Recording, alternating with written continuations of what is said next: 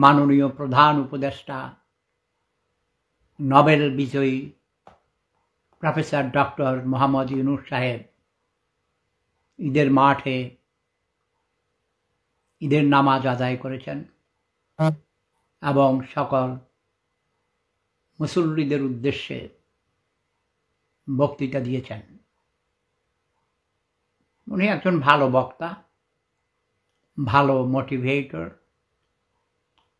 He is a very good motivational speaker. তিনি সুন্দর গুছিয়ে কথা বলতে জানেন, এটা তার বিশেষ গুণ। সেজন্যই তিনি অনেক অনেক ভালো কাজ করতে পেরেছেন। গ্রামীণ ব্যাংক প্রতিষ্ঠা করে গ্রামে গঞ্জে গরিব দুঃখী নারীদের স্বনির্ভর করার জন্য উদ্বুদ্ধ করেছেন। এগুলো ভালো দিক। প্রতিটি মানুষের ভালো খারাপ দিক আছে। প্রফেসর মোহাম্মদ ইউনূস সাহেবেরও অনেক গুণাবলী আছে, কিন্তু বর্তমানে বাংলাদেশের রাজনৈতিক অস্থিরতার কারণে দেশে অনেক নিয়ম কানুন আইন শৃঙ্খলার অবনতি ঘটেছে।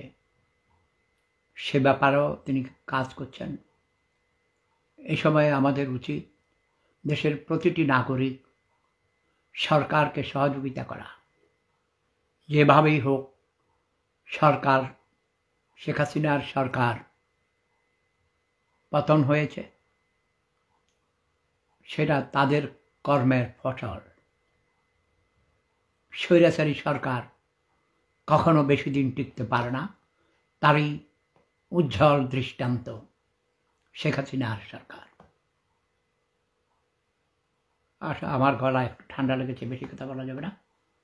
সবাই ভালো থাকবে, মিলেমিশে থাকবে। দেশের উন্নয়নই একমাত্র কাম্য। নতুন প্রজন্মের শিক্ষিত জনগোষ্ঠী বেকার। এই বেকারত্বটা একটা অভিশাপ। আমি অনুরোধ করব সবাই মিলে দেশের অর্থনীতিকে স্বনির্ভর করার জন্যে উঠে পড়ে কাজ করবে। নিজেকে স্বনির্ভর করুন, তাহলে পুরো দেশ স্বনির্ভর হয়ে যাবে।